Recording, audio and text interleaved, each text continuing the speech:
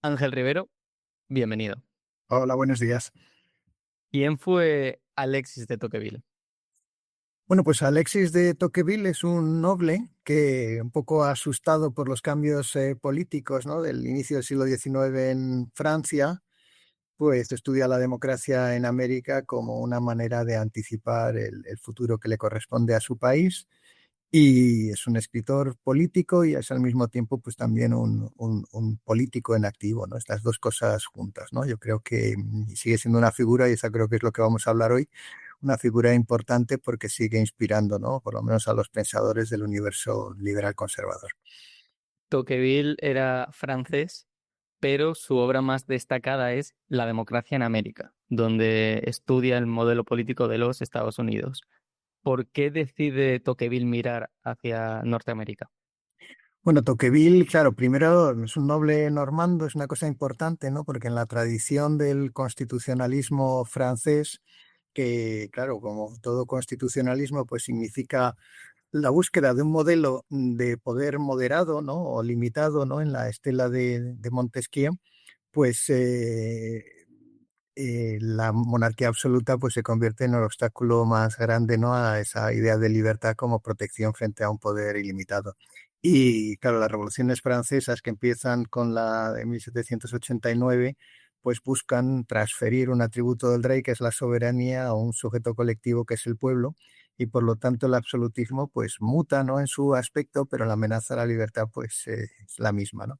Todo esto que Bill, claro, esto es una historia larga, ¿no? Pero vamos a dejarlo pronto, ¿no? La idea, luego si quieres me hacer más preguntas, ¿no? Pero la idea básica es que Tocqueville, después de la Revolución de 1830, adivina que el mundo se dirige, o por lo menos Francia se dirige en el camino de la democracia, entendida como un gobierno de iguales, y por lo tanto, pues como la primera democracia contemporánea en los Estados Unidos de América, pues una manera como de viajar en el tiempo para saber lo que va a pasar en su propio país, pues es adelantarse al futuro y por eso cruzar el Atlántico, ¿no?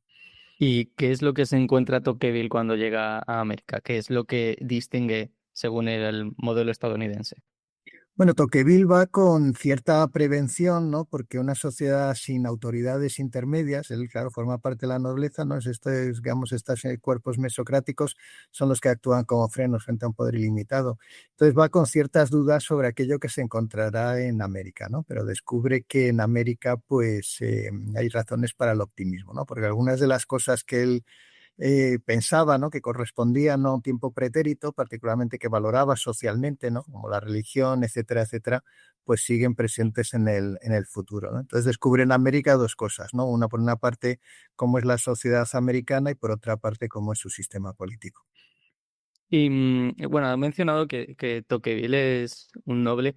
Es curioso al leer a Tocqueville porque, claro, es como una figura que se sitúa entre dos mundos. Por un lado ve la caída del antiguo régimen o de lo que él llamaba la sociedad aristocrática, y por el otro ve el nacimiento de ese nuevo sistema democrático, que además, bueno, él veía como algo inevitable, ¿no? Que llegaría, nos guste o no, decía, la democracia, pues es algo que va a llegar. Entonces, eso le permite al mismo tiempo ver los beneficios y los peligros de los otros sistemas. No sé si lo comparte, pero al leer a Tocqueville da la sensación de que no hace un análisis maniqueo, sino que realmente se para a pensar en las ventajas y desventajas de los dos sistemas. Claro, yo creo que eso ha hecho también que la lectura del propio Tocqueville pues haya dado, inspirado a gente de un lado y de otro, ¿no? Algunos han visto la democracia en América como un canto a la democracia, y otros han visto la democracia en América como una crítica radical a la democracia, ¿no? Él al inicio, me parece, del segundo volumen, ¿no? Porque bueno, en realidad son dos libros, ¿no? Dos libros sobre la democracia en América, ¿no? El del 35 y el del 40. Me parece que es en el prólogo del 40 donde dicen, ¿no?, que de los enemigos no nos creemos la verdad, y y los amigos no se atreven a decírnosla. Y él quiere contar cuál es la verdad y en lo bueno y en lo malo del sistema democrático, ¿no? Y yo creo que eso es lo que explica su perdurabilidad, porque no es una geografía de la democracia, ni tampoco es una crítica maniquea, ¿no?, de la democracia, es una muestra, ¿no?, de las partes buenas y malas de la democracia, ¿no? Y veamos, en general, más o menos, como él es un aristócrata o noble, pues hay cierta nobleza en el antiguo régimen, ¿no?, y hay una excelencia, ¿no? en la vida del espíritu que la sociedad democrática pues es más chabacana y no existe, ¿no? Pero al mismo tiempo, ¿no? Su preocupación más importante, que es justamente la cuestión de la libertad, pues en la sociedad moderna descubre que está garantizada por, en fin, por su propia organización institucional de la democracia, ¿no? En el sistema americano a través de la división de poderes, ¿no? Y los mecanismos de control y la fragmentación del propio poder en un sistema federal y también por la aparición en la sociedad moderna de, en fin, de una sociedad civil, que es una cosa interesante, ¿no? Porque sociedad civil, digamos, en el pensamiento político, de una manera tradicional se contraponía, ¿no? A un estado de naturaleza. Sociedad civil es la vida política, la vida con los otros, y él, pues, cambia el significado de la palabra sociedad civil, este concepto de sociedad civil, y lo traslada un poco a lo que nosotros hoy entendemos como sociedad civil, que es esta agrupación voluntaria de las personas que crea contrapoderes y permite el pluralismo en la sociedad, que hace que ninguna opinión se pueda imponer al resto, ¿no? En las sociedades democráticas. Bueno, así era, ¿no? Por lo menos en el siglo XIX. Ahora estamos en una situación ligeramente distinta, ¿no? Y al mismo tiempo, Tocqueville mira hacia Francia, hacia su Francia, em, en el libro del Antiguo Régimen y la Revolución. Y lo que ve parece no entusiasmarle tanto como lo que se encuentra en Estados Unidos. ¿Qué extrae Tocqueville de la comparación entre la situación en Francia y y la situación en América, en Estados Unidos? Y, bueno, yo creo que vale la pena quizá un poco ver la fuerza, la motivación original de Tocqueville para volver a América, ¿no? Es que en 1830 pues, se produce finalmente la caída de los Borbones en Francia, ¿no? Porque Carlos X, ¿no? Pues tiene esta pulsión absolutista, ¿no? Y anticonstitucional, muy distinta de la de su hermano, ¿no? Luis XVIII. Y eso pues hace que, en fin, en fin, que él, que venía de una familia legitimista, ¿no? Pues se encuentra en la circunstancia un poco comprometida, ¿no? De jurar lealtad a un nuevo régimen, ¿no? Y al mismo tiempo, pues renunciar, ¿no? A la lealtad que tenía de sus mayores por los Borbones, ¿no? Entonces eso le sirve para desaparecer de alguna manera. Lo que él descubre en esa revolución de 1830 es que la lógica de la igualdad que se desencadena con la revolución sigue en marcha, ¿no? Y tiene la expectativa optimista, ¿no? Cuando llega a América, de que finalmente en las sociedades modernas hay contrapoderes que le permiten la limitación del gobierno y la protección de la libertad. Pero crecientemente, después de la democracia en América, Tocqueville se va haciendo más pesimista, ¿no? Y empieza a pensar que Francia no necesariamente sigue el curso de los Estados Unidos, ¿no? Porque él adivina en los Estados Unidos una pulsión hacia la libertad que es realmente muy obvia, ¿no? En medio del igualitarismo de las sociedades democráticas, ¿no? Se han creado, ¿verdad?, espacios de libertad y de protecciones, ¿no? Él dice, por ejemplo, que las asociaciones pues son los grandes hombres de una sociedad democrática, ¿no? El papel que realizaba la nobleza lo realizan estas agrupaciones voluntarias que sirven, ¿no? Para de alguna manera fragmentar y controlar el poder. Sin embargo, en Francia, en el antiguo régimen y en la revolución, que claro, es una obra en su magnitud pues inacabada, ¿no? Porque él pensaba hacer un cuadro completo de la revolución, se manifiesta más bien un cierto pesimismo, ¿no? La idea de que en Francia, a diferencia de los Estados Unidos, en Francia la lógica de la igualdad es más poderosa que la pulsión a favor de la libertad, ¿no? Y él hace una historia curiosa de la revolución que, en fin, de alguna manera se puede contraponer a la visión burkeana, ¿no? Porque, digamos, Edmund Burke, ¿no? En sus reflexiones sobre la revolución en Francia, señala que la Revolución Francesa, a diferencia de las revoluciones precedentes, es una revolución que está dirigida a la instauración de lo nuevo, ¿no? Y desde entonces la palabra revolución es un acto de destrucción para dar paso a algo completamente nuevo. Y esto está vinculado a la experiencia francesa en 1789, ¿no? Pero en el caso de Tocqueville, sin embargo, lo que señala, en lugar de una cesura, ¿no? A través de la revolución, lo que se señala es la continuación de un proceso lógico que es la monarquía absoluta de los Borbones, que ha destruido todos los poderes regionales, todos los poderes intermedios, que ha creado un campo completamente igualado de los súbditos sin autoridades sociales y sin límites para la monarquía, y la revolución es vista como la consecución de una lógica de igualdad imparable, ¿no?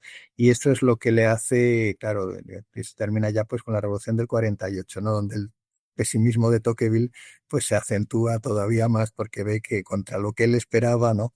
Era que Estados Unidos señalase, ¿no? Un futuro en el que Francia pues habría seguir esa estela, pues eso no ocurre, ¿no?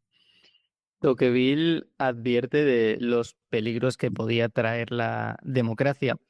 Y uno de esos peligros era la tiranía de la mayoría o la tiranía democrática.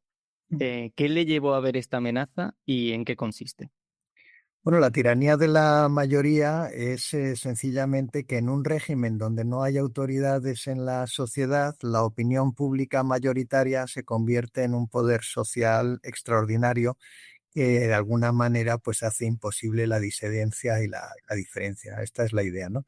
Claro, él utiliza, curiosamente, es interesante, ¿no? Que Tocqueville también trastoca nuestro vocabulario de la política, ¿no? Porque digamos que tiranía hace referencia a un gobierno personal, ¿no?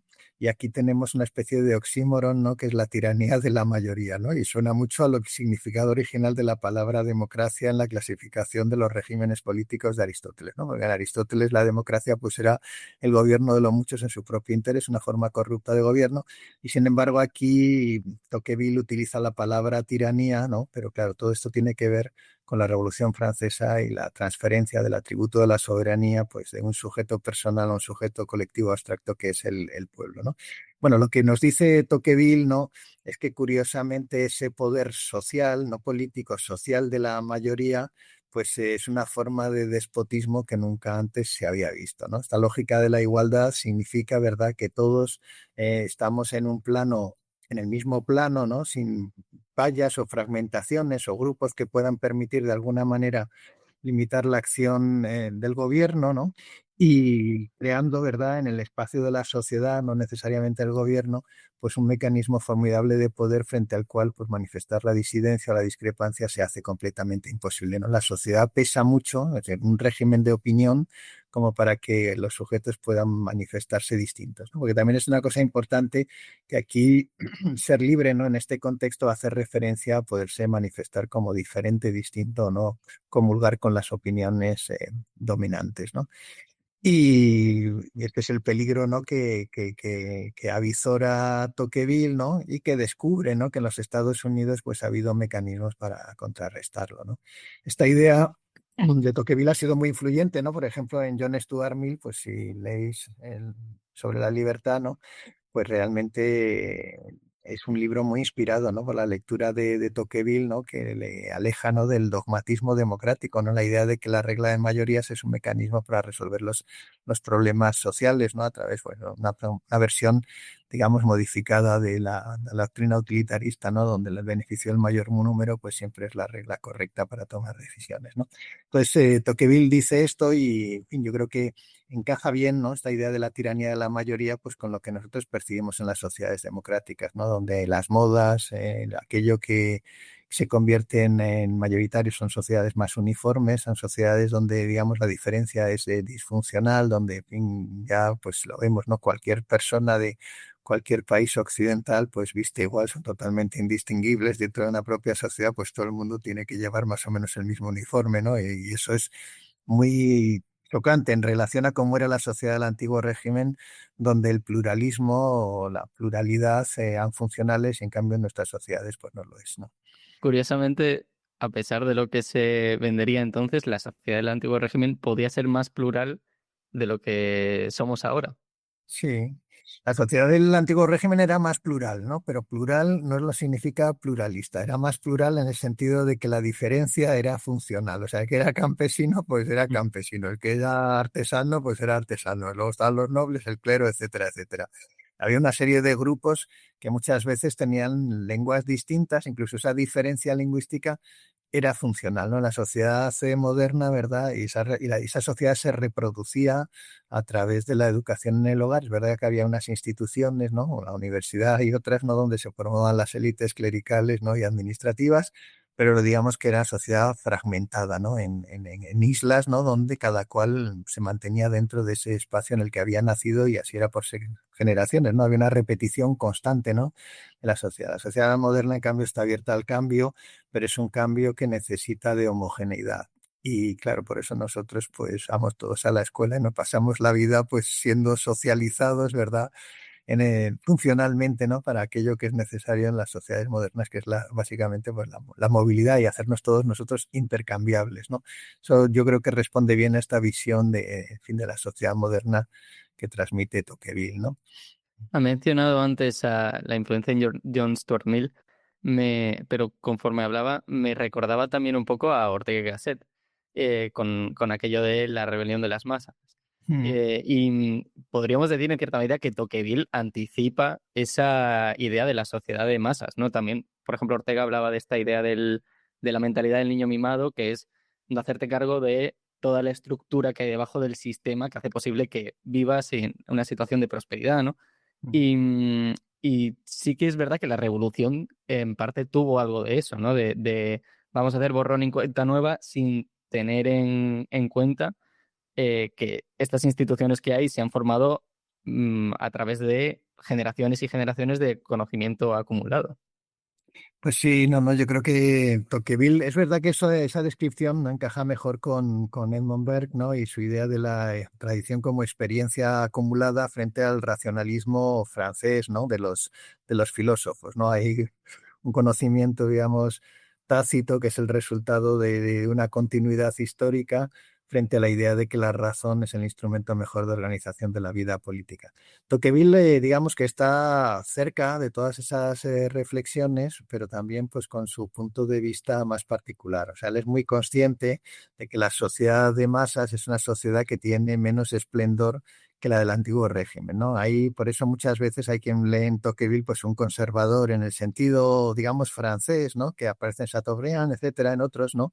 Que es aquellos que buscan en las condiciones del presente, las sociedades modernas, pues retener aquellos valores que son propios de la sociedad tradicional. O sea que en Tocqueville aparece esta idea, ¿no? No es un revolucionario, ¿verdad? No es que muestre un entusiasmo sobre la construcción de una sociedad completamente nueva, ni mucho menos, ¿no? Pero piensa que es indefectible el camino hacia una sociedad democrática, ¿no? Y se pregunta qué cosas pueden salvarse en esa sociedad en las condiciones nuevas que señala la modernidad, ¿no? Entonces, claro, en Tocqueville existe esta idea de la masa, efectivamente, de este sujeto, pues más bien ordinario. Él lo pinta mucho en América, ¿no? Pues en fin, el triunfador en América, ¿no? Que es el hombre de empresa, etcétera, etcétera, sin ninguna cultura, ¿no? La idea de cultura pues desaparece del universo de la vida social en América, ¿no? Hay más bien, pues sobre todo, ignorancia, ¿no? Y un nivel, digamos, intelectual muy bajo, ¿no? Y esto lo señala también en relación, pues, por ejemplo, a la prensa, ¿no? Que es una prensa, pues, amarillista, partidista, pero que le parece en su mala calidad, ¿no? Que esto también nos recuerda un poco al presente, ¿no? A su partidismo, ¿no? A la poca altura de su escritura, a una prosa que es más bien baja, ¿no? Y a su mezquindad y particularmente a su orientación para intereses realmente muy bastardos, pues todo eso lo señala, ¿no? Como el precio, ¿no? Que hay que pagar, ¿no? En las condiciones modernas por tener sociedad libre. Y lo compara, ¿no? Con la calidad de los periódicos franceses del antiguo régimen, que están dirigidos no al público en general, sino que están dirigidos pues a una clase política, intelectual, noble, de mayor calidad. Y otro tanto ocurre con las producciones artísticas, etcétera, etcétera, ¿no? Entonces ahí en Tocqueville hay una melancolía, ¿no? De un mundo aristocrático, y él mismo ya hemos dicho que es un noble, ¿no? Y por lo tanto simpatiza poco con la ordinariedad de la vida democrática, pero al mismo tiempo hay una aceptación, ¿no? De que en la vida democrática pues hay espacio, ¿no? Justamente por la manera en que se protege el pluralismo a través de la sociedad civil y a través de la organización constitucional, donde sigue siendo posible pues que estos valores, ¿no? Que eran propios de la sociedad tradicional pues se cultiven o sean disfrutados por aquellos que lo aprecian, ¿no? Para Tocqueville, el tiempo democrático se caracterizaba por la igualdad de condiciones. Sin embargo, también hablaba de que esa búsqueda de la igualdad podía volverse peligrosa si se convertía en algo absoluto.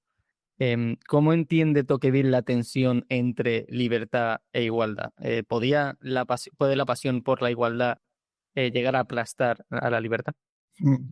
Claro, para Tocqueville, digamos que hay dos ingredientes de la sociedad moderna que son estas dos pulsiones, libertad e igualdad, ¿no? Aparentemente la igualdad es indefectible, o sea, realmente él entiende la igualdad una lógica, porque claro, las sociedades modernas, la idea del privilegio, que era la que fundaba el antiguo régimen, pues se hace insostenible, ¿no? Ya se ha desencadenado una lógica donde el privilegio se hace inaceptable y por lo tanto la sociedad va a desplazarse, ¿no? hacia esta igualdad, ¿no? Como un rasgo indubitable, ¿no? De sociedad moderna, porque el privilegio tiene poca justificación en la sociedad moderna, ¿no?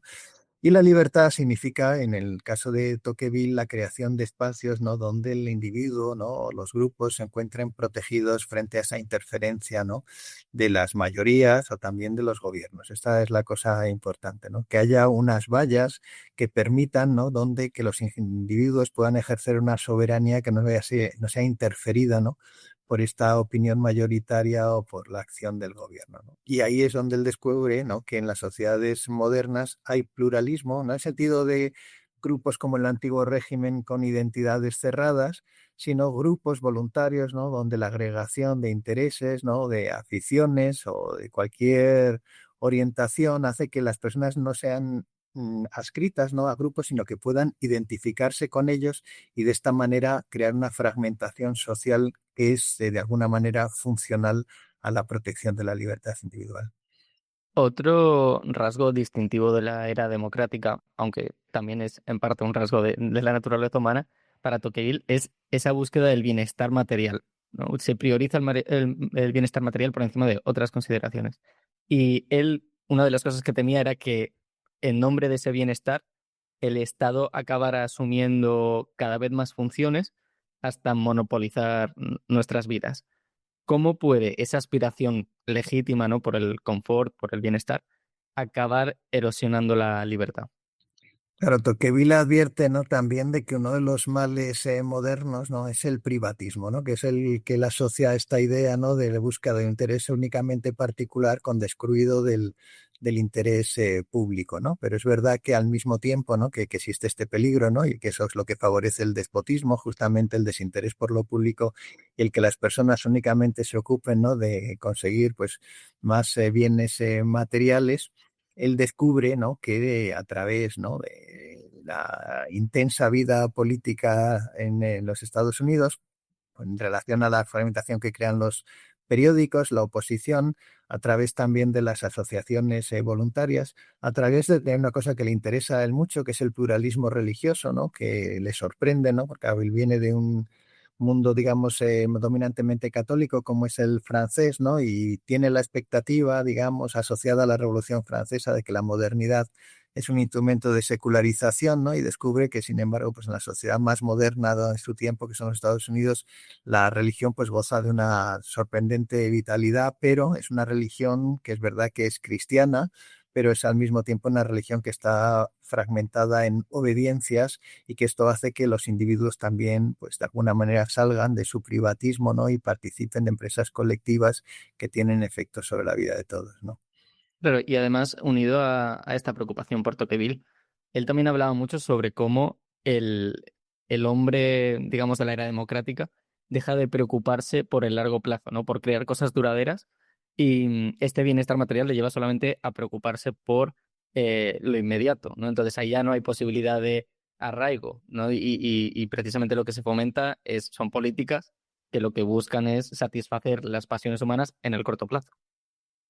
Claro, el hombre democrático es un hombre privatizado y ya no es, digamos, la lógica de una comunidad que se reproduce, ¿no? A través de sus ritmos cíclicos, como era la del antiguo régimen, pues desaparece, ¿no? Aquí todo se sustancia en la espuma de los días, ¿no? En alcanzar fines menores, ¿no? Entonces, claro, ahí aparece, es curioso, ¿no? Que para muchos conservadores británicos, pues la democracia en América fue vista como una denuncia, ¿no? De la democracia porque señalaba, ¿no? Pues la desaparición de este componente aristocrático, ¿no? Que hacía, ¿no? Que una parte de la sociedad, esa clase superior, tuviese una obligación mayor hacia la comunidad, entendida como instrumento de integración, pero también para servir unos objetivos a largo plazo de ese grupo humano, ¿no? Una sociedad, claro, completamente privatizada, ¿no? Igualada en el búsqueda únicamente del interés particular, pues esa idea de empresas colectivas duraderas, ¿no? Que reúnan a todos, pues quedaba seriamente comprometida, ¿no?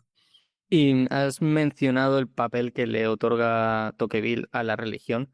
Es curioso porque Tocqueville no era una persona muy religiosa, ¿no? Ujú. Y sin embargo entendía que la religión servía algo así como una tecnología civilizatoria, ¿no? Que sí nos hacía preocuparnos por el largo plazo y por el porvenir y nos ayudaba a controlar las pasiones. No sé si podrías explicar esto un poco mejor. Sí, bueno, la verdad es que se ha escrito bastante sobre la cuestión de la religión en Tocqueville, ¿no? Yo creo que ahí hay una especie de tensión, ¿no? Porque realmente es verdad que no es una persona religiosa, más bien es una persona fría, ¿no? Aunque venga de un ambiente, digamos, católico, ¿no? Pero en términos religiosos es, podríamos decir, un indiferente, pero valora de una manera sobresaliente el papel social de la religión como instrumento de integración, en este caso, ¿no? A través de las religiones, ¿no? Que son en realidad religiones cristianas, entendidas como mecanismos de integración de individuos que generan, ¿no? Una vida social, ¿no? En el espacio de la sociedad civil. Todo eso le parece a Tocqueville positivo en un doble sentido, ¿no? Porque digamos que estas religiones, ¿no? Estas obediencias protestantes, ¿no? Pues generan vida colectiva, ¿no? A través de asociaciones voluntarias y al mismo tiempo fragmentan la opinión pública de tal manera que hacen que ninguna opinión pueda ser dominante. O sea, que habría que ver si esto se aplica, ¿no? En el universo católico del que era de origen, ¿no? La parte trascendente, digamos, la preocupación trascendente, yo no la he visto, pero es verdad que puede que esté en otras obras, ¿no? Evidentemente no está ni la democracia en América, ni en el antiguo régimen, ni la revolución. Pero es verdad que él sí que escribió, porque fue muy partidario, ¿no? Digamos, y esto también es parte de, así de la parte oscura de Tocqueville, de la colonización de Argelia, que justamente empieza también en 1830, ¿no? Y es una colonización que está pensada no como la creación de una colonia al servicio de Francia, ¿no? Que de alguna manera pueda complementar su producción de cereales, sino que es vista como una extensión de Francia, ¿no? Y esto es también una cosa interesante. Y ahí, curiosamente, digamos que su opinión sobre la religión es ligeramente distinta, ¿no? Porque ahí, digamos que el pluralismo religioso, ¿no? No es tan celebrado, ¿no? Con la idea, ¿no? Digamos, de que la religión, el Islam, lo ve como una religión retardataria frente al progreso social, ¿no?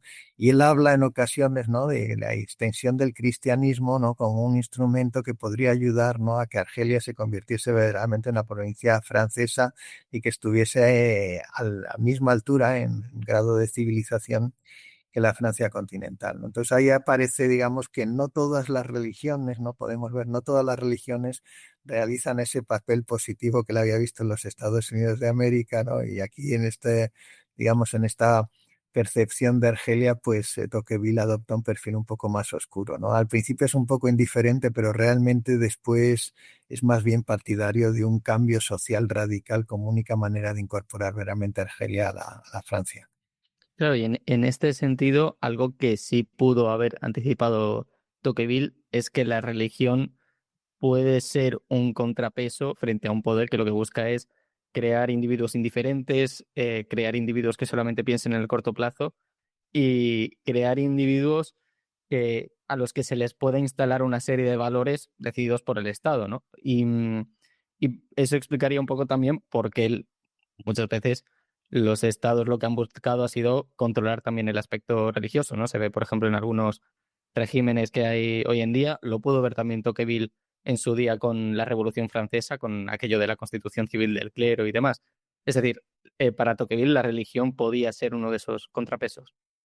Claro, para religión, bueno, la religión, digamos que en la tradición del liberalismo francés, ¿no? Lo podemos ver desde Montesquieu, ¿no? Incluso la religión católica, pues Montesquieu dice esta expresiva frase, ¿no? De que en Francia, perdón, en Portugal y en España, ¿no? El catolicismo, pues es un instrumento de salvaguarda de la libertad porque es visto como un contrapoder, ¿no?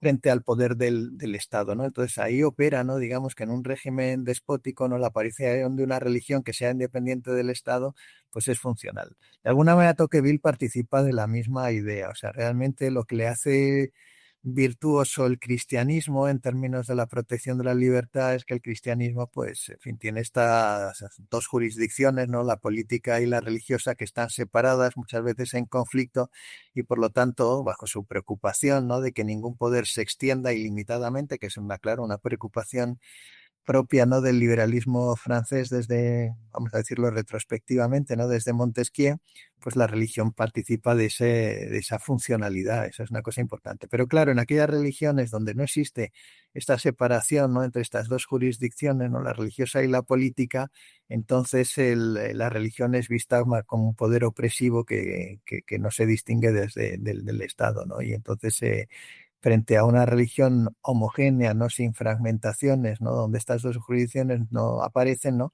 Pues su idea de que la libertad es justamente el establecimiento de vallas que protejan a las minorías y protejan a los individuos, pues desaparecen, ¿no? Y eso hace que tenga esta distinta valoración, ¿no?, del cristianismo pluralista, porque es un cristianismo protestante el que encuentra en los Estados Unidos de América y lo que aparece pues en Argelia musulmana, ¿no?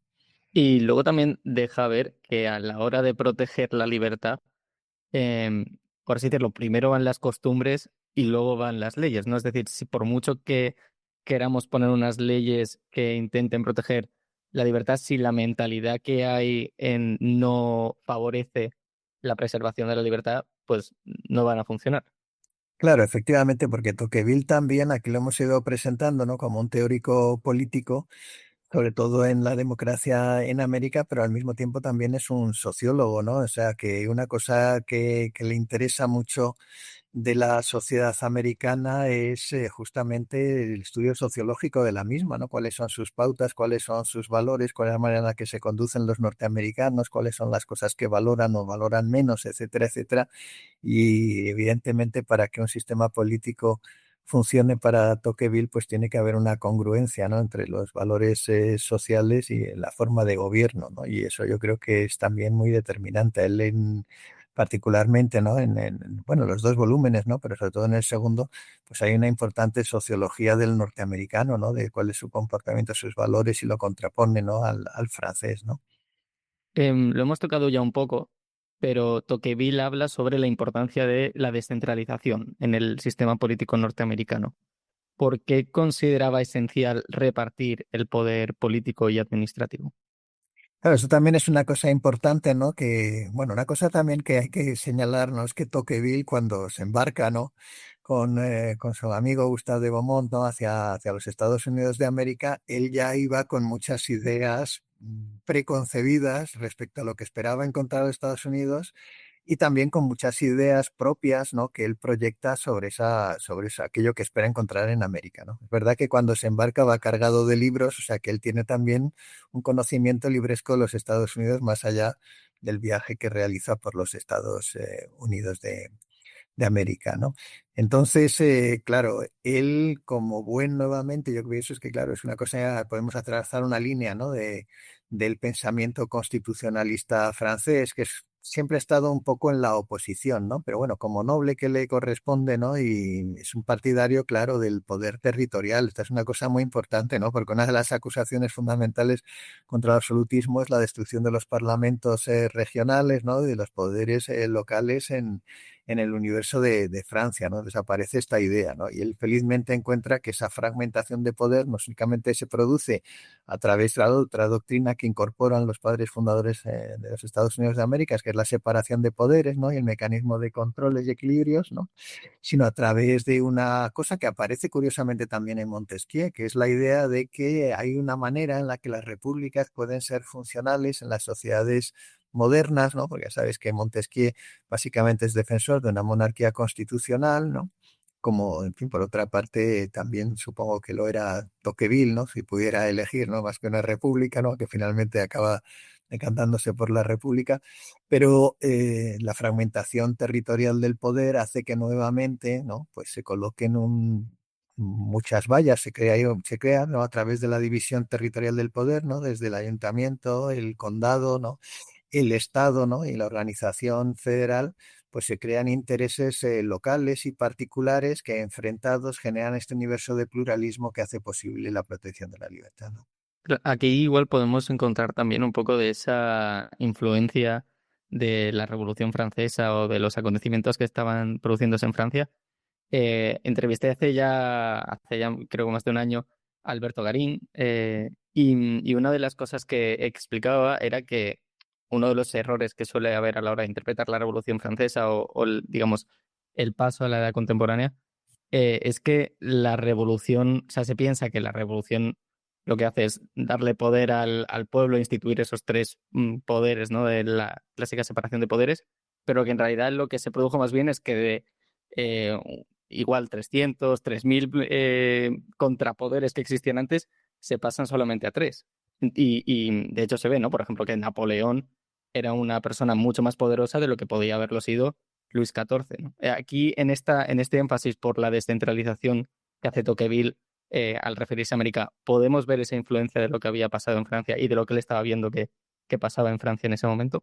Claro, no, no, evidentemente, ¿no? Es que su interés por América es un interés mediado por Francia, ¿no? Y es un interés que está, digamos, que está motivado, ¿no? De lo más inmediato por el hecho de que, pues, Luis Felipe, ¿no? De Orleans ha llegado a través de una revolución que ha desterrado a los Borbones y que, por lo tanto, ha puesto punto final a lo que quedaba de la restauración francesa y ha cambiado completamente el escenario de Francia, ¿no? Entonces, es verdad, ¿no? Que efectivamente, digamos que la revolución en su fase jacobina, ¿no? A partir de 1792, porque claro, la revolución francesa es que hay muchas cosas, ¿no? Hay muchas revoluciones dentro de la revolución francesa, ¿no? Pero una parte, digamos, muy importante tiene que ver con la idea de una transferencia del atributo de la soberanía, que era el propio del rey, o sea, es un sujeto político, estaba por encima, ¿no? De cualquier otro poder humano y que solamente respondía a Dios, a un sujeto colectivo en cuyo nombre se actúa, ¿no? Y eso hace que ese poder sea inmenso, porque ese poder se considera pues un poder que unifica todos los poderes, ¿no? Por más, ¿no? Que haya ahí una especie de remedio de separación de poderes, pero bueno, en fin, la manera en que está estructurado, ¿no? El poder político en la revolución pues hace que la centralización que habían llevado a cabo los Borbones pues acaba devorando al único poder, ¿verdad?, que quedaba por abolir, que era el del rey, y ese poder es asumido por aquellos que obran en nombre del pueblo, ¿no? Entonces él está viendo en Estados Unidos esto, y claro, tradicionalmente, pues los girondinos, ¿no? Digamos, el elemento liberal en la Revolución Francesa, claro, venía de la provincia, no venía de París, pues eran partidarios de los poderes territoriales y de una organización, digamos, de tipo, vamos a llamarlo así, federal, ¿no? Con una fragmentación de poder, ¿no? Bueno, la palabra es un poco así complicada, habría que explicarlo, ¿no? Pero bueno, la idea es básicamente que los poderes regionales actuaban como contrapoder frente a un poder central, ¿no?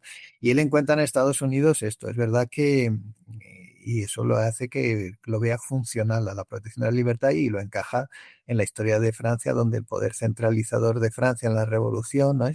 Pues ha sido un poder, digamos, destructivo, porque claro, esto es una cosa importante, la propuesta política, digamos, de Tocqueville no es ni la restauración, ¿no?, de la monarquía en su organización pretérita en el antiguo régimen, ni es tampoco, ¿verdad?, lo contrario, que es el periodo jacobino, ¿no? Una revolución en el nombre del pueblo frente a los enemigos del pueblo, ¿no? Es un sistema donde la limitación de los poderes a través de su organización constitucional es aquello que permite la libertad, ¿no? Y esa es la razón de que no son únicamente las tres ramas en las que se organiza el poder, aquello que le parece valioso, sino que también la fragmentación territorial y el pluralismo en la sociedad civil, todas estas cosas puestas juntas son las que permiten la libertad en las condiciones modernas. Relacionada con esta idea del pluralismo, Tocqueville subraya que la participación política debe llevarse como al nivel más cercano al individuo, ¿no? Por ejemplo, al municipio, a la asociación civil, como decía, a la comunidad local, para que el ciudadano se involucre y salga de sí mismo. ¿Por qué veía en esa participación un antídoto contra el individualismo? Claro, porque eso claro, una cosa importante, ¿no? Es que la cercanía del poder político, ¿no? Es un estímulo para que los individuos, ¿no?, se involucren en la participación, porque también esta es una idea que aparece muchas veces en el constitucionalismo francés, ¿no? Y esto lo vemos, por ejemplo, en Benjamin Constant, ¿no? La idea, ¿no?, de que si los individuos, digamos que la libertad moderna es una libertad que tiene una dimensión sobre todo individual, ¿no? Pero hay un peligro de esa libertad moderna, que es que el privatismo haga que decaiga la participación en las instituciones y que protegen la libertad, y por lo tanto decae la garantía de la libertad. Entonces, para Tocqueville pues ocurre lo mismo, ¿no? Hay un espacio de educación del ciudadano que es justamente pues la comunidad política y la participación en la comunidad política, que hacen, ¿no? Que de alguna manera, pues los intereses que van más allá de lo privado, pues formen, ¿no? al ciudadano en obligaciones de alguna manera, pues van más allá de sí mismo, ¿no? Es decir, el papel de la sociedad civil debería ser, por así decirlo, un sustituto del papel que antes ejercía la aristocracia. Claro, eso lo dice literalmente, ¿no? Él dice que la sociedad civil, o sea, el arte de la asociación es como él lo llama, ¿no? Es su gran descubrimiento, pues que descubre en América es que donde ya no existen los grandes hombres, esto es la aristocracia, ¿no? Que tenía una responsabilidad social, ¿no? Y que intermediaba, ¿no? Entre el pueblo y el poder político centralizado de la monarquía, pues ese papel ahora lo realizan las asociaciones, ¿no? Y por eso habla del arte de la asociación en los Estados Unidos, ¿no? Porque descubre que, y bueno, es algo que hasta ahora más o menos se mantiene, ¿no? Aunque hay un cierto declive, ¿no? En el asociacionismo en los Estados Unidos, ¿no? Pero la idea, ¿no? De que asociarse crea, ¿no? Una especie de nobleza, funcionalmente el papel que realizaba la nobleza en el antiguo régimen. Claro, y de hecho, hay algún momento en el antiguo, perdón, en la democracia en América, en la que el mismo Tocqueville creo que ponía el ejemplo, ¿no? Decía, no hay cuerpos de bomberos, digamos, creados por el Estado, pero los incendios en Estados Unidos se apagan antes de lo que lo hacen en Francia porque la gente está preparada para organizarse y para apagar los incendios, ¿no? Por así decirlo, eh, aunque el Estado no apareciese para cubrir esa necesidad, las asociaciones sí ejercían esa función y esa capacidad. Mm. Claro, ¿no? Esto es, hay una celebración constante, ¿no? De la sociedad civil como un espacio intermedio entre el Estado y en la privacidad de los individuos, donde estos, de una manera voluntaria, pues realizan funciones sociales importantes. Es verdad que yo he enfatizado mucho la idea de control, ¿no? Porque eso otorga poder, ¿no? Frente a un individuo aislado, frente a una multitud con una opinión propia, la sociedad civil le da el poder suficiente, ¿no? Como para levantar la mano, ¿no? Y decir que no está de acuerdo, etcétera, etcétera, y generar un debate público donde de alguna manera sus opiniones puedan ser tomadas en cuenta, cosa que de otra manera no ocurriría. Pero también existe esta dimensión, ¿no? De las funciones sociales que realiza la propia sociedad civil, ¿no? Donde no todo queda transferido a un único poder, sino que también hay un espacio de responsabilidad colectiva que se produce voluntariamente por parte de los ciudadanos, ¿no? Y yo eso, claro, lo entiende como una escuela de ciudadanía, efectivamente. Y frente a esta imagen de una sociedad civil activa, de una sociedad civil involucrada en los asuntos públicos, de una sociedad civil que controla el poder político y que evita que la masa aplaste al individuo, Tocqueville también alerta sobre el peligro de la centralización política y administrativa, ¿no? Y según él, ese proceso lo que lleva es a una sociedad más atomizada, donde los individuos se desentienden de los asuntos públicos y acaban delegando todo en el Estado. ¿Por qué creía Tocqueville que la centralización conducía a esa forma de dependencia hacia el Estado y de pasividad social? Sí, bueno, porque yo creo que está comparando su propia experiencia en Francia, ¿no? Que es, como sabemos, es un país tradicionalmente centralista y estatista, ¿no? Con los Estados Unidos de América, ¿no? Él pone, por ejemplo, como ejemplo, ¿no? De este activismo de la sociedad que asume responsabilidades, pues en fin, las sociedades de templanza, ¿no? Donde en lugar de esperar que el Estado prohíba o no el consumo de alcohol, pues hay un montón de personas que se asocian, ¿no? Para ellos mismos, ¿no? Actuar sobre el alcohol, ¿no? Y no tomarlo, etcétera, etcétera, ¿no? Él muestra ahí cómo hay una especie de cambio, una diferencia cultural importante, ¿no? Entre una sociedad que toma responsabilidad sobre sí misma y una sociedad que la transfiere, ¿no? A un poder absoluto y centralizado que hace claro, que en esas condiciones, ¿no? De igualdad, de desaparición de la sociedad aristocrática que se ocupa, ¿no? De los otros y que tiene responsabilidades sociales, pues se produce pasividad, ¿no? Que es lo que él denuncia, ¿no? En la democracia en América, Tocqueville dibuja un escenario casi distópico, ¿no? Un futuro en el que los individuos, en busca de esa comodidad y esa seguridad, prefieren que una única autoridad central gestione sus vidas. ¿Cómo describía Tocqueville lo que llamaba despotismo blando? ¿Y qué diferencia hay con una tiranía tradicional, ¿no? En sentido en el que lo primero que se nos puede venir a la cabeza, ¿no? Que es un totalitarismo así con violencia.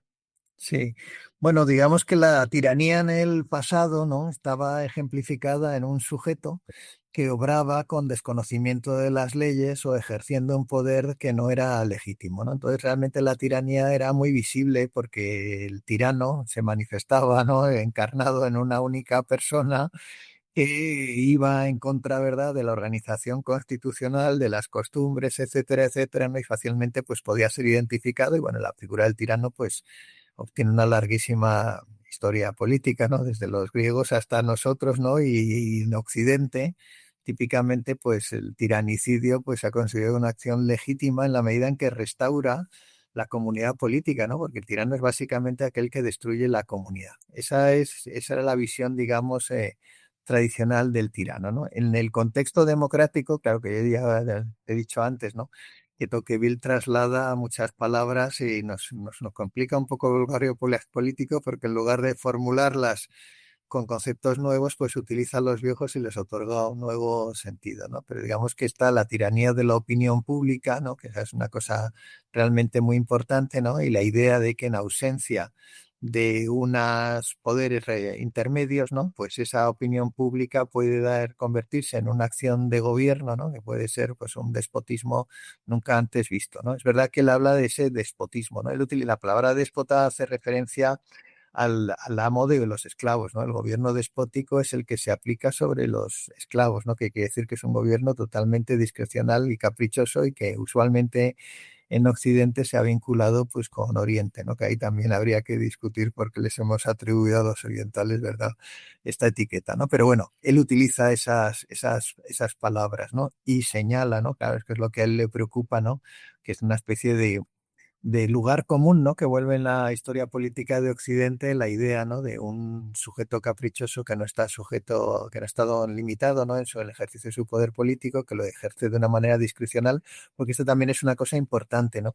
El poder de la masa es un poder discrecional en este sentido, ¿no? Es un poder caprichoso, ¿no? Que puede mudar de opinión, ¿verdad? Y puede decir un momento una cosa y otra, ¿no? Un poco volviendo antes a lo que decía sobre la rebelión de las masas, ¿no? La masa, claro, por su propia definición, masa hace referencia a algo que no tiene forma, ¿eh? Una cosa realmente informe, ¿no? Informar a la masa, ¿no? Es aquello que realizaban, digamos, los periódicos de información. Se llamaban así porque daban una opinión, ¿no? Digamos, como estás estudiando periodismo, ¿no? Una opinión, digamos, que era la opinión correcta, ¿no? Que debía mantener la opinión pública, ¿no? Esos periódicos existían en Francia, ¿no? Que eran periódicos de cierta altura intelectual, ¿no? Y que creaban una opinión pública, digamos, ilustrada, ¿no?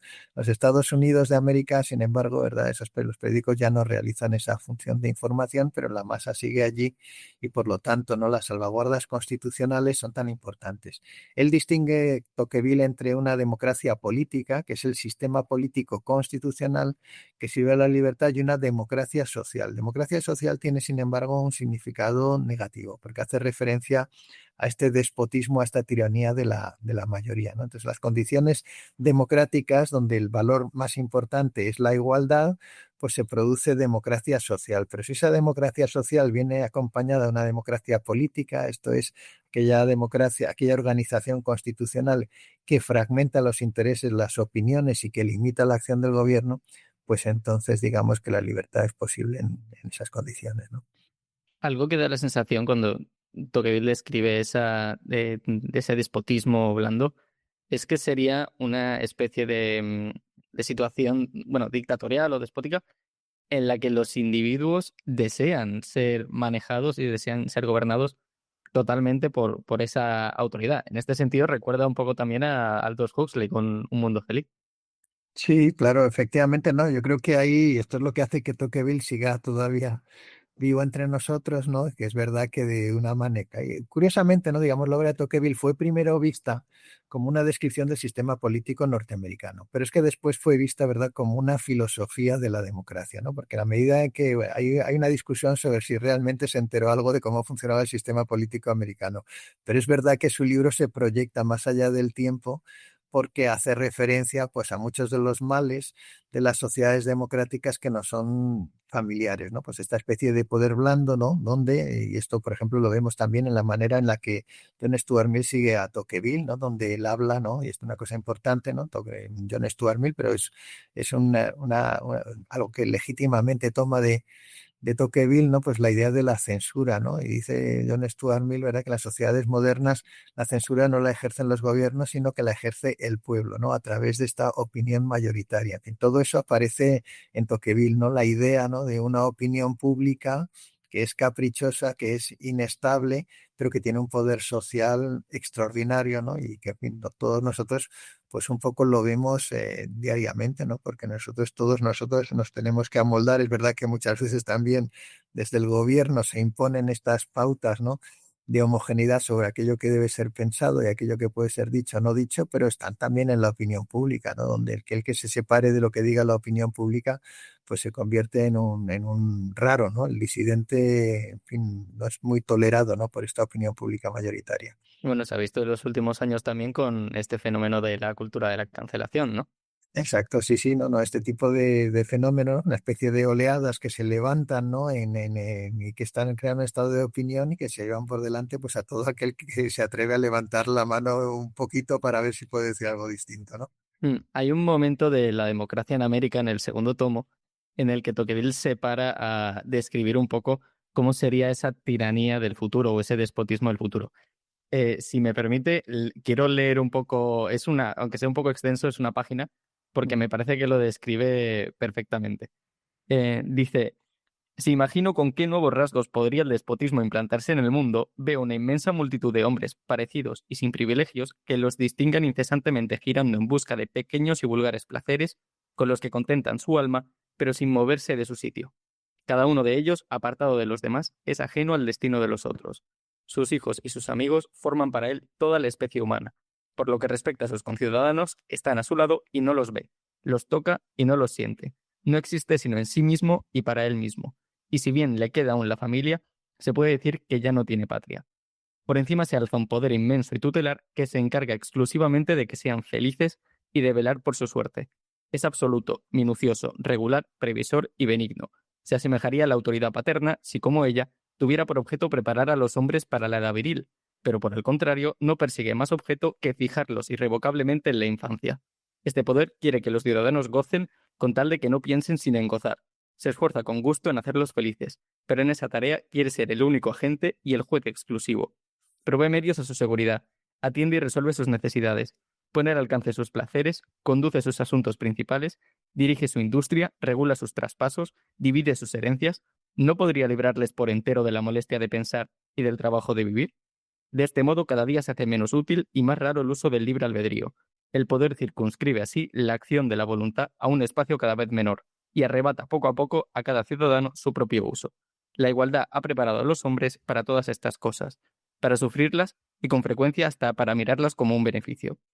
Después de tomar de este modo, uno tras otro, a cada individuo en sus poderosas manos y de moldearlo a su gusto, el soberano extiende sus brazos sobre la sociedad entera, cubre su superficie con una malla de pequeñas reglas, complicadas, minuciosas y uniformes, entre las que ni los espíritus más originales ni las almas más vigorosas son capaces de abrirse paso para emerger de la masa. No destruye las voluntades, las ablanda, las doblega y las dirige. Rara vez los obliga a obrar. Se opone constantemente a que se obre. No mata, impide nacer, no tiraniza, pero mortifica, reprime, enerva, apaga, embrutece y reduce al cabo a toda la nación a un rebaño de animales tímidos e industriosos cuyo pastor es el gobierno. Me resulta muy complicado leer esto y no pensar en que está haciendo un retrato de la sociedad de hoy en día. ¿Cree que estamos viviendo de alguna forma ese despotismo blando del que hablaba Tocqueville? Bueno, yo creo que sin duda, ¿no? No, es que realmente Tocqueville, si sigue teniendo lectores, es porque nos retrata, ¿no? Esta relación donde el Estado se ha convertido, ¿verdad?, en el organizador completo de la vida social, ¿no? Y esto ha hecho que en lugar de sujetos independientes, pues somos eso, un rebaño de sujetos dependientes. ¿Verdad que siempre somos sujetos dependientes a la medida en que somos seres humanos, ¿no? Pero antes éramos sujetos dependientes de comunidades, ¿no? Donde vivíamos por lazos de dependencia, ahora esa dependencia se ha trasladado al Estado, ¿no? Yo creo que eso es así de evidente, ¿no? Entonces, la pequeña satisfacción de los placeres que genera, ¿no?, esta privacidad, ¿no?, al mismo tiempo significa, ¿no?, desandar, ¿no?, el camino de la protección frente a un poder pues unificado y centralizador como es el Estado moderno. Yo creo que esto, claro, nos señala pues particularmente en las sociedades de Occidente, ¿no?, donde el Estado se ha convertido en el instrumento, ¿no?, de organización total de la vida de la sociedad, pues este rebaño, ¿no?, de personas que dependen del Estado para todo, que han perdido su propia iniciativa, que buscan estos placeres mezquinos y estrechos, ¿verdad?, donde no hay una vida colectiva que sea asumida responsablemente por sus miembros, ¿no? Yo creo que eso señala muchos de los males de nuestra propia modernidad. Como cualquier clásico, eso también es una cosa importante.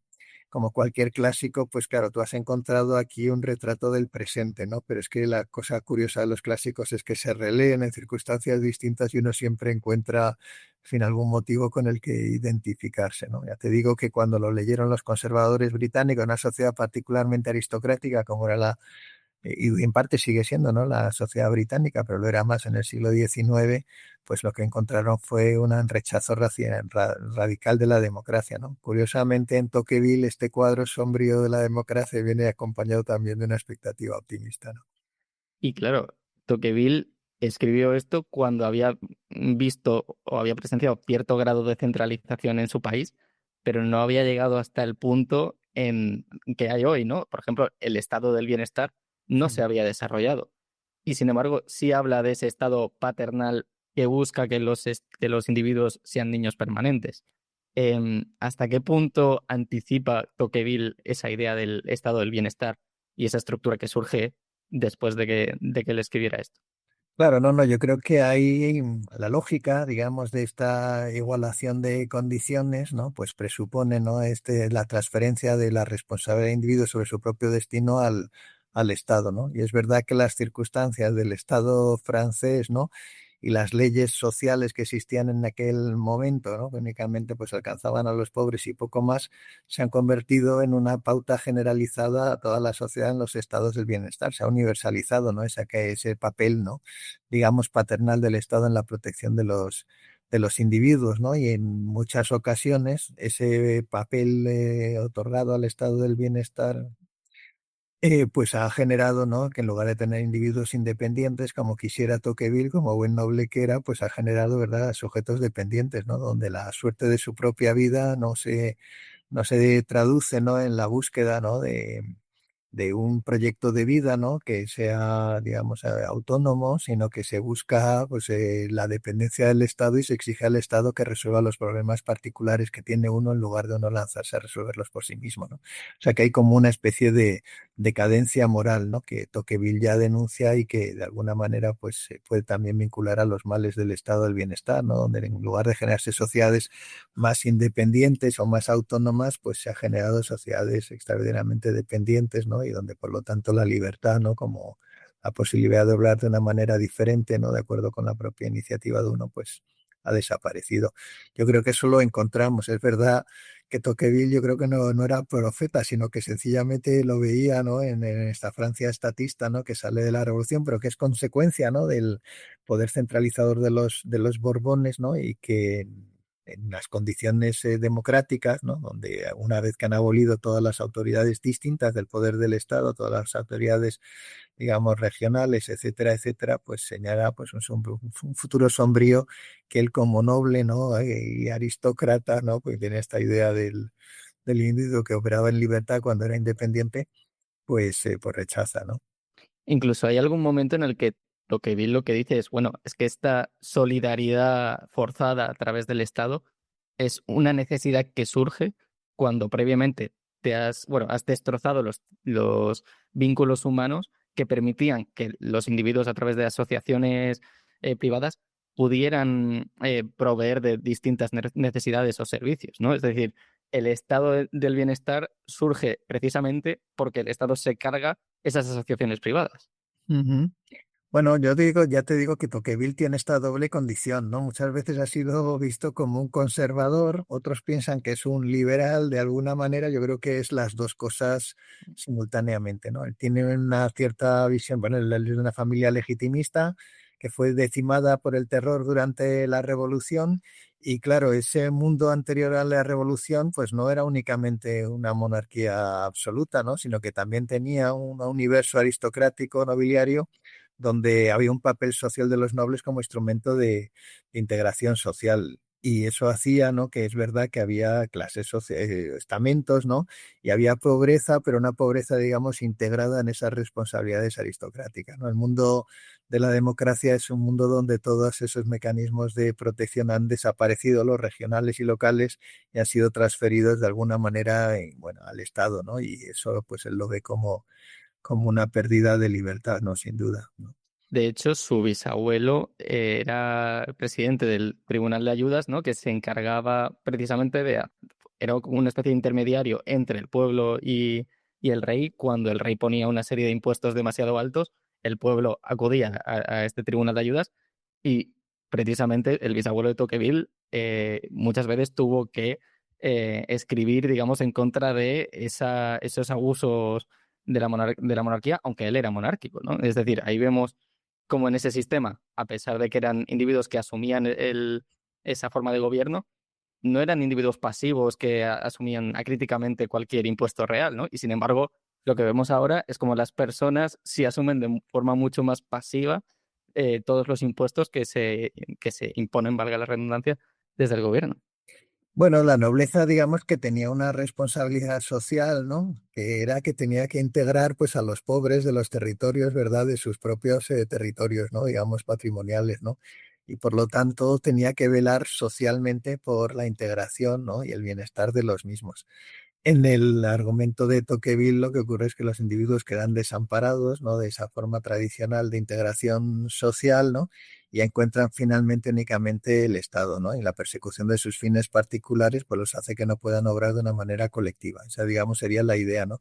Pero vamos, yo creo que lo que manifiesta todo esto, ¿no? Es básicamente que para Tocqueville hay un cambio social que opera bajo una dinámica que es completamente independiente de la voluntad de los hombres, ¿no? Y en este caso es una dinámica que se alimenta a través de la idea de igualdad, ¿no? Que es, en fin, que es contrapuesta, ¿no? A la idea del privilegio que fundamentaba el orden estamental y que solo acepta, ¿no? Porque lo ha visto en la historia de Francia desde que se puso en marcha la revolución y las sucesivas revoluciones, ¿no? Porque realmente el proceso revolucionario francés pues es muy complicado, ¿no? No es una revolución donde un día se toma el Palacio de Invierno y ya se ha hecho la revolución, ¿no? Es que hay primero una fase constitucional, una fase republicana, después está el directorio que acaba con los consulados, con un sistema de legitimación plebiscitaria del poder político con Napoleón, etcétera, etcétera. O sea, un proceso realmente muy complejo donde Francia va dando tumbos buscando la manera de encontrar una estabilidad que no acaba de aparecer, ¿no? Yo creo que eso es lo que le preocupa a Tocqueville como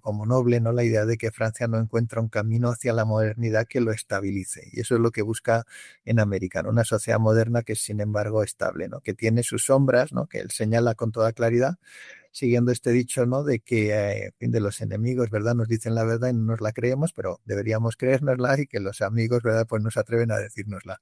Él señala las sombras y las luces de la democracia, pero es verdad que su mensaje primero, ¿eh? Porque después Tocqueville se va volviendo como conservador que es en el fondo, ¿no? Y de familia legitimista, se va volviendo cada vez más pesimista, ¿no? Entonces hay una crítica a la modernidad. También hay un espíritu de encontrar, ¿no? En las novedades que ofrece la modernidad, que es particularmente, ¿no? Este arte de la asociación, pues vínculos que nos permitan, como conservador que es, mantener aquello que valoramos de la antigua sociedad en las condiciones de la sociedad del presente.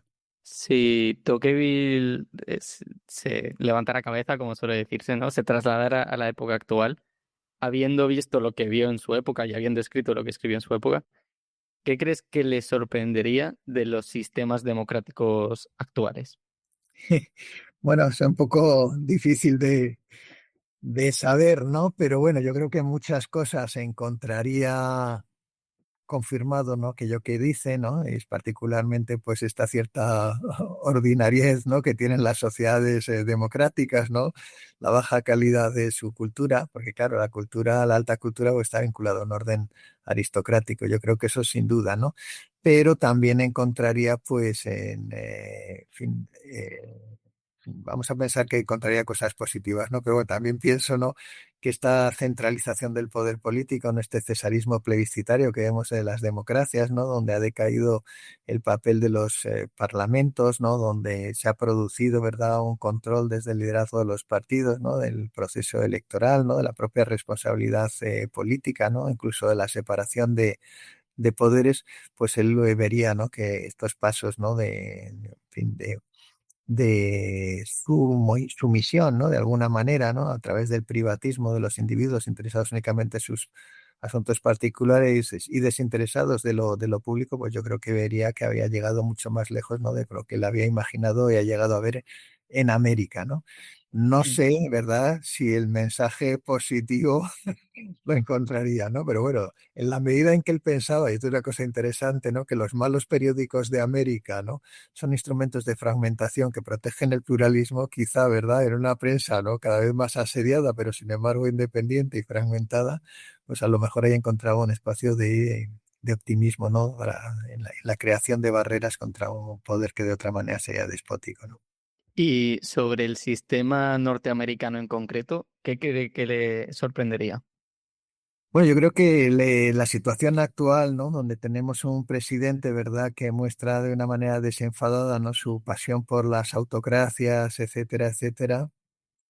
Yo creo que eso le sorprendería, ¿no? Porque de alguna manera el pluralismo norteamericano se ha debilitado, ¿no? Y eso, y se ha producido una mayor centralización en el poder federal, ¿no? Y hay un conflicto muy fuerte, ¿no? Desde el poder central, desde la presidencia dirigida a la autonomía de los estados, ¿no? Y hay una división de la sociedad que ha dejado de ser pluralista, ¿no? Para estar polarizada. Esas cosas yo creo que él no la imaginaba, ¿no? Una sociedad polarizada como es la que hay ahora mismo en los Estados Unidos de América y en muchos otros sitios, ¿no? Donde hay nada más que dos campos absolutamente irreconciliables, pues no son congruentes con su idea del pluralismo, donde existían, ¿verdad? Muchas asociaciones que de alguna manera tejían un tapiz, ¿no? Porque muchas de estas asociaciones se superponían, ninguna de ellas era permanente, tenían un funcionamiento, digamos, variable y por lo tanto evitaban la polarización. Yo creo que los Estados Unidos de América le darían menos razones para el optimismo que aquellas que encontró cuando estuvo allí. Claro, y Tocqueville propuso una serie de instituciones para servir de que sirvieran de contrapeso, pero vemos que en Estados Unidos y también en Europa, la tendencia ha sido a que el poder se centralice más y a que esos contrapesos cada vez vayan siendo más controlados por el Estado. ¿Cómo podríamos, sé que es un poco complicado, ¿no? Pero ¿cómo podríamos salvar este escollo, ¿no? ¿Cómo podríamos reforzar esos contrapesos que ya hemos visto que la tendencia del Estado es a intentar aplastarlos y a intentar absorberlos? Sí, bueno, Tocqueville no es que haga una propuesta, ¿no? Mm. Sino que Tocqueville lo que hace es que encuentra, ¿no? En los Estados Unidos ya formadas esas instituciones, ¿no? Las de la sociedad civil y también la organización constitucional del Estado, ¿no? O sea, él se encuentra eso ya hecho, es una cosa importante, ¿no? Porque como buen conservador fía poco la imaginación política y se fía más de la experiencia política, ¿no? O sea, lo que le interesa de América es aquello que funciona porque ya está allí, ¿no? Pero claro, ¿qué remedio daría Tocqueville, ¿no? A esta degradación de este universo pluralista, ¿no? Y estos mecanismos de control del gobierno? Pues claro, ¿cómo restaurarlos? Se hace complicado, ¿no? O sea, yo creo que él detectaría el mal, ¿no? Que radica, ¿no? Pues en la pérdida, ¿no? De peso del, sobre todo el legislativo, ¿no? En su función de control, ¿no? Y en su independencia en la legislación. La cuestión de la independencia judicial, es verdad que en los Estados Unidos, ¿verdad? La organización judicial es muy distinta de la de Europa, ¿no? Y nosotros pues estamos viendo, ¿no? Como hay un enfrentamiento, ¿no? Entre el Ejecutivo de los Estados Unidos y los jueces que quieran un poco acotar, ¿no? El trabajo del Ejecutivo. En fin, yo creo que pienso, ¿no? Que Tocqueville buscaría restaurar esa separación de poderes, ¿no? A través de la independencia de los distintos poderes, ¿no? Y básicamente, pues a través del control del Ejecutivo que se ha mostrado como el poder más voraz a la hora de limitar los poderes de los otros poderes, ¿no? Y en el ambiente, digamos, social, claro que esta es una cosa que Tocqueville no da recetas, sino que le encuentra, ¿no? Ya las cosas hechas, ¿no? Le parecía que la sociedad norteamericana era muy pluralista y quizá lo sea, no era menos, ¿no? Hay un sociólogo norteamericano, ¿no? Que se llama Putnam, ¿no? Que tiene, en fin, que es un teórico, ¿no? En el estilo de Tocqueville, ¿no? De señalando, ¿no? Cómo la calidad de la democracia americana se puede correlacionar directamente, ¿no? Con el índice de participación en distintas asociaciones, ¿no? Pero este teórico norteamericano de una manera creciente se ha vuelto muy pesimista, ¿no? Y ahora habla tiene un libro, ¿no? También de hace unos cuantos años, se llama Bowling Alone, ¿no? O sea, la idea de que las boleras y todos estos centros creaban una cultura cívica que se ha debilitado y que cada vez, ¿no? De una manera creciente, ¿no? Los norteamericanos forman parte de menos asociaciones, ¿no? Y esto señala, ¿no? Un cambio también social importante, ¿no? Claro, ¿qué diría Tocqueville de todo esto? Bueno, pues que se está debilitando, ¿no? Esa cultura cívica, ¿no? Que es como se llama, ¿no? De la participación a través de las asociaciones que constituye, pues, uno de los nervios fundamentales de la calidad del funcionamiento del sistema democrático, ¿no? ¿Cómo se puede revitalizar esto? Pues no sé si Tocqueville se atrevería a dar una receta, pero vamos, lo que diría seguramente constataría el hecho mismo, ¿no? De que la fortaleza de la sociedad civil pues ya no es la que era, ¿no? Y eso se puede asociar negativamente con el desarrollo de la calidad de la democracia, ¿no? Hemos hablado mucho sobre Estados Unidos, hemos hablado mucho sobre Francia. ¿Qué cree que podemos aprender en España, o que nos convendría tener en cuenta en España, de Alexis de Tocqueville? Bueno, yo creo que en España, ¿no? Que es una cosa interesante, digamos que el asociacionismo, ¿no? Que es tan importante, ¿no? Pues ha tenido una vida limitada, ¿no? Nosotros, fíjate, nuestra sociedad civil es una sociedad civil dependiente del Estado. O sea, lamentablemente, ¿verdad? La inmensa mayoría de las asociaciones de alguna manera son dependientes del Estado, ¿no? Y nosotros si vemos nuestra prensa, ¿no? Es también muy dependiente del Estado, ¿no? A través de la publicidad institucional, etcétera, etcétera, ¿no? Y podemos conocer cada periódico por la fuente que lo financia, ¿no? Es verdad que hay periódicos masivamente financiados desde el gobierno central, ¿verdad? Y otros periódicos que reciben alguna ayuda, pero que digamos que el grueso no de su financiación no depende necesariamente de instituciones públicas, ¿no? Yo creo que Tocqueville, si viese en nuestro panorama, ¿no? De sociedades, de asociaciones, todas ellas dependientes del Estado a través de subsidios, ¿no? Y de periódicos, ¿no? Muchos de ellos dependientes, ¿no? De la publicidad institucional del gobierno, etcétera, con una limitada independencia, pues se preocuparía, ¿no? Eso nos señala también que la sociedad española pues es muy privatista en el sentido de que tiene poco nervio, ¿no? A la hora de autoorganizarse fuera del Estado, muy dependiente del Estado, con una cultura muy estatista, ¿no? Y eso señala, pues, en fin, riesgos importantes para nuestra propia democracia, ¿no? Y curiosamente, ha sido cuando ha fracasado, por así decirlo, el Estado, cuando se ha visto resurgir de alguna forma esa sociedad civil, ¿no? Pienso, por ejemplo, en La Dana. Cuando Mm. se produjeron las inundaciones de La Dana, salió la sociedad civil en la calle ante la inacción, ¿no? del Estado, y sin embargo ahí sí revivió, por así decirlo. Es decir, hay posibilidades de que, de que salgamos de esta, ¿no? De revitalizar esa sociedad civil que parece que está bastante muerta.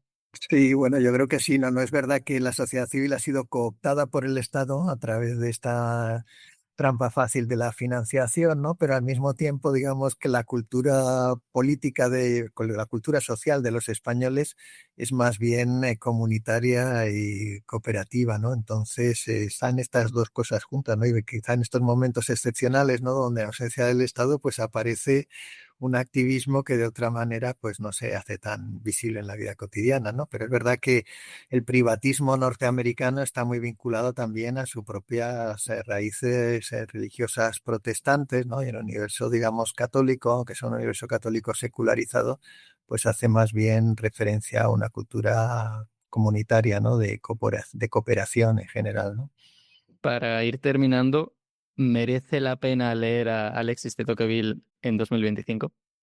Yo creo que merece mucho la pena, ¿eh? Yo creo que, fíjate que sus dos volúmenes, pues no sé, así a ojo de buen cubero, pues a lo mejor hacen forma de casi 1000 páginas, ¿no? Cerca de 1000 páginas los dos volúmenes, y sin embargo su lectura se sigue haciendo amena, ¿no? Y tiene esto que tú, Daniel, has señalado, y es que en fin, nos interpela, ¿no? Y nos hace leer a través de lo que cuenta de América, pues muchas circunstancias que nosotros podemos ver en nuestra propia circunstancia española, ¿no? Y yo creo que eso es lo que convierte, ¿no? El valor de los clásicos, ¿no? Que siempre en su lectura, que nos esté contando cosas que aparentemente son lejanas, ¿no? Como Estados Unidos en la primera mitad del siglo XIX, pues a través de esa distancia, pues cobramos también conciencia de nuestros propios desafíos en el presente, ¿no? Y ese es el valor de los clásicos y yo creo que eso lo realiza muy bien todavía Alexis de Tocqueville, particularmente en este libro, ¿no? En La democracia en América, ¿no?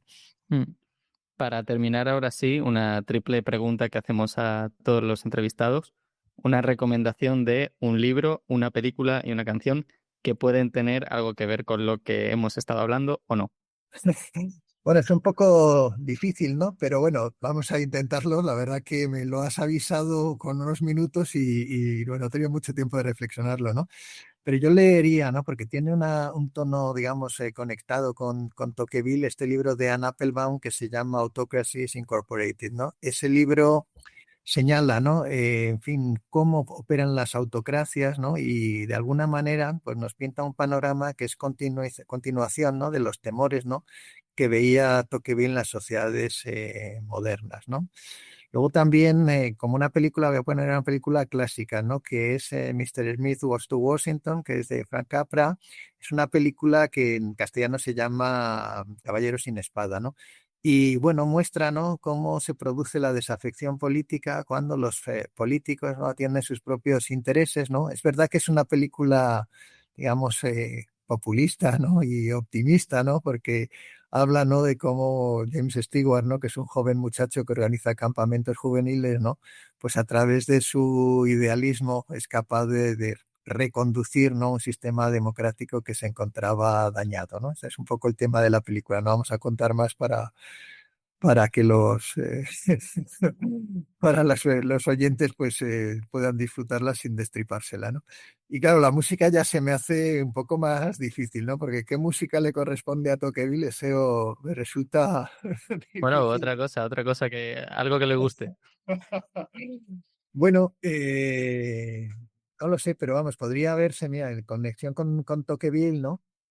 Está este cuadro de Delacroix que está en el Museo del Louvre, que es La libertad guiando al pueblo. Muchas veces se ha pensado que ese cuadro representa la Revolución Francesa, pero realmente lo que aparece en ese cuadro es la Revolución de 1830, ¿no? Y bueno, yo creo que ese cuadro señala un poco el universo de Tocqueville. Es un universo en el que se reencuentran, ¿no? A través de esa revolución de tipo democrático, ¿no? Pues, en fin, la aristocracia, ¿no? Representado por un caballero, ¿no? La libertad, ¿no? En esta mujer que descubre un pecho, ¿no?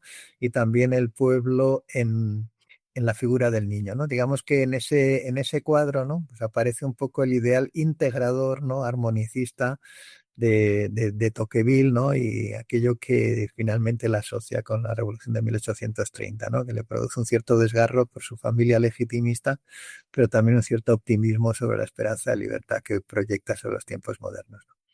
Pues Ángel Rivero, no sé si quiere decir algo que se le haya quedado en el tintero antes de terminar. No, nada, únicamente recomendar, ¿no? A quienes nos oigan a que lean a Alexis de Tocqueville porque lo van a disfrutar.